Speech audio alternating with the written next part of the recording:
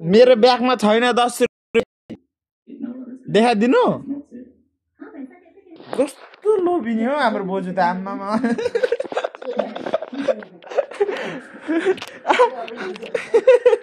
10 रुपैयाँ दिनु पनि के साह्रो हो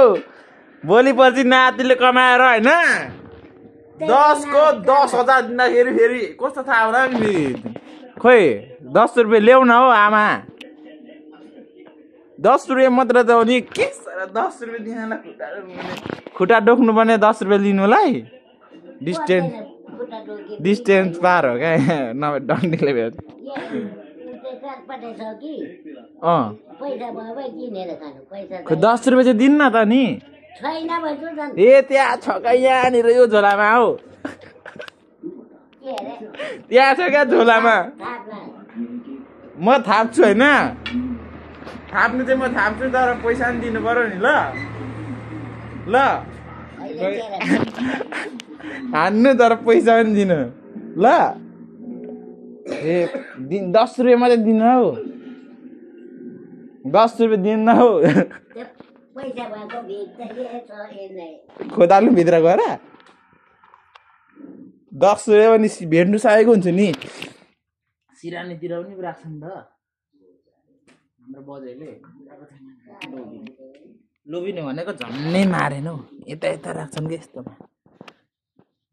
छैन के छ दबाई सबै दबाईहरूमा के राख्छन् ए 10 रुपैयाँ दिन आँट्नुभएको अब नलिम भन्दा पनि अब दिने भएपछि त लिनै पर्यो होइन खोइ 10 रुपैयाँ चाहिँ दिनु न आमा के साह्रो कि दियो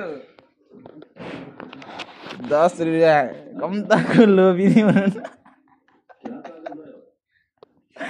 10 रुपैयाँ आमा 10 रुपैयाँ देऊ न हो आमा 10 रुपैयाँ हो होइन के भनेको यसले डन्डी पनि कब्जा भयो 10 रुपैयाँ मैले दिन्न 10 रुपैयाँ नभए यो डन्ठीले हाने पनि हुन्छ 10 रुपैयाँको लागि हानिदिन्छु घाँमा हान्ने ल हान्नु होइन यसले अनि 10 रुपैयाँ दिनु ल पर्दैन भान्नु पनि हान्दैन ए दिन्न हौ यति साह्रो भिख त कसैलाई पनि मागेको थिइनँ आम्मा खुट्टै ढोक्छु हौ ढोक्नु पर्दैन मेरो खुट्टा छँदै छ होइन खुट्टा ढोक्छु अनि दिनु ल छैन भन्छ 10 रुपैयाँ मात्रै दिनु न आम्मा बेगमा हेर्छ बरु छैन त्यहाँनिर ब्यागमा हौ भएबाट किन तपाईँलाई माग्दिएर नि खै थैली कोदाल्नु त अब 10 रुपैयाँ दिन्न आम्मा 10 रुपैयाँ दिनु सर्लक्कै गइहाल्छु म ऊ सामान लिनु होइन 10 रुपैयाँ दिनु होइन अनि सामान लिनु जान्छ अनि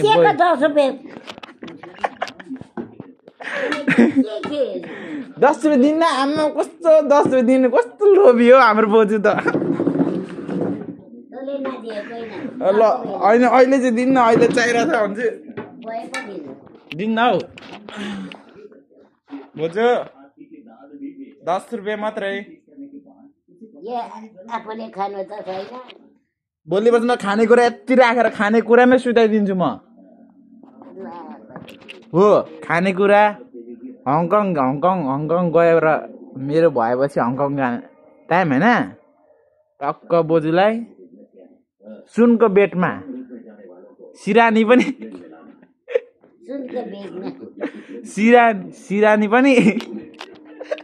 सिरानी पनि सुनको ओढ्ने पनि सुनको आमा सुनलाई बोजूलाई सुन लगाइदिएर भोलिपछि घाँटी यस्तो बाङ्किने गरी लगाइदिन्छु लट्ठारो 10 रुपैयाँ दिनु न अनि त्यहाँ छ हौ हानी भयो नि त दिनु न छिटो के गीत दियो रिस उठाउने छैन नि सामान लिनु जाने हो कि दिनु न 10 चाहिँ क्या 10 रुपैयाँ चाहिँ यहाँ छ यहाँनिर यो थैली यहाँदेखि भित्र थैलीमा छैन ल ल यस्तो लोभिनी बोजू के अरे 10 रुपियाँ दिनु नानीको कस्तो ठाउँ देखा ल 10 रुपियाँ दिने तर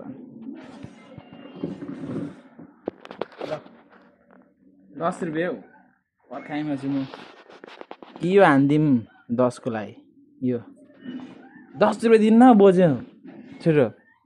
अरे ए कस्तो अरे के अरे हौ अहिले फेरि टिभी गायब हानिदिन्छ नि फेरि दिन्न हौ 10 रुपियाँ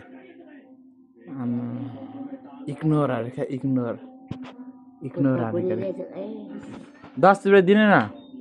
होला नसुनेको जस्तो अरे 10 रुपियाँ दिनु न 10 रुपियाँ 10 रुपियाँ हौ 10 रुपियाँ दिनु न छैन भन्छु 10 रुपियाँ मात्रै हौ टिभी नगर्दा लु हान्नु 10 रुपियाँ दिनु तर राखिन के छ र दिनु मैले 10 रुपियाँ हौ 10 रुपियाँ यहाँभित्र छ क्या त्यहाँभित्र 10 रुपियाँ सामान लिने जमानाको यहाँ झेङझेङ गर्छ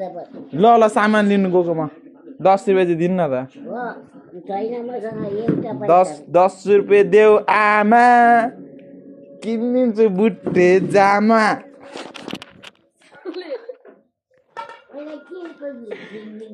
के गिरिदियो आमा साइड लुक्स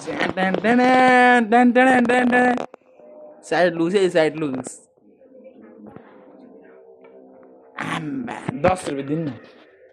अनि जान्छु म सामान ल यस्तो होइन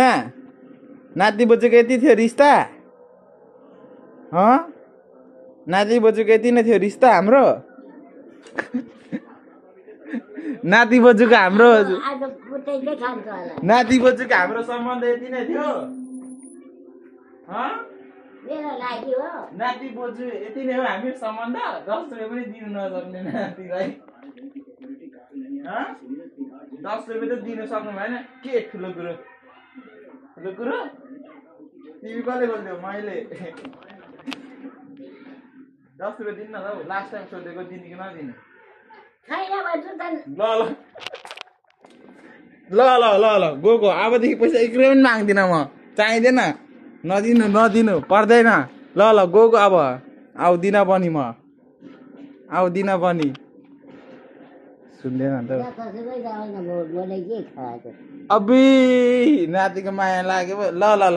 हङकङको साडी र सुन थ्याप्प लगाइदिएपछि त्यतिखेर